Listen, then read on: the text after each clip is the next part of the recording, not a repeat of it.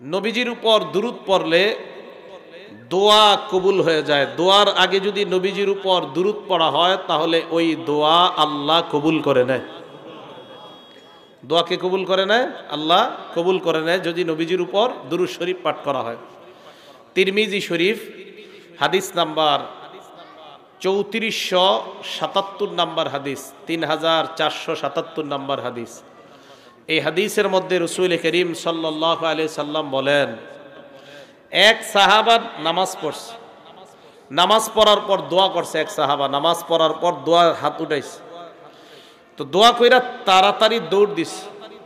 নবীজি সাল্লাল্লাহু আলাইহি ওয়াসাল্লাম বলেন, আজিলা হাজা, এই ব্যক্তি তাড়াহুড়া করে ফেলছে।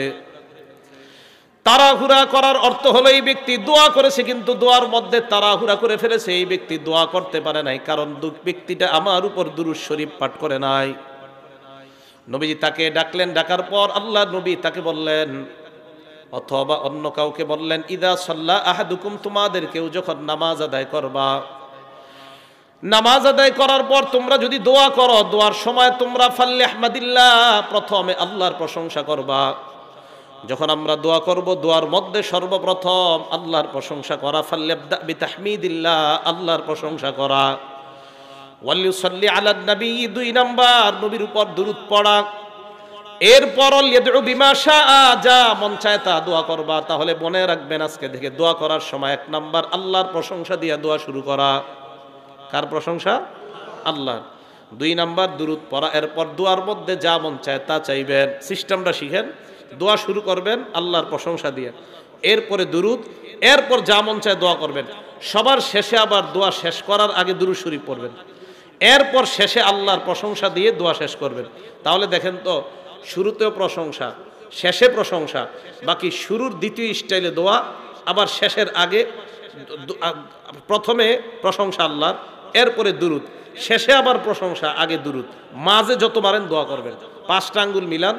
এই যে দেখেন আল্লাহর প্রশংসা, দুরূদ, এটা হলো দোয়া, যত পারেন দোয়া। এই আবার দুরূদ, আবার প্রশংসা, এইভাবে দোয়া শেষ করবেন, আল্লাহ দোয়া কবুল করবেন।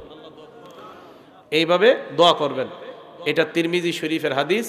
এই হাদিসের মধ্যে রাসূল জানিয়ে দিলেন 3477 নাম্বার হাদিস। তাহলে আমরা কেন দুরূদ পড়ব? কারণ দুরূদ পড়লে দোয়া কবুল করে নেয় কে?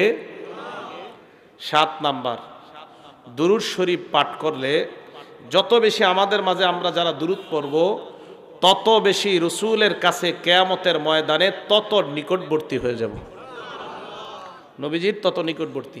তিরমিজি শরীফের 484 নাম্বার হাদিস।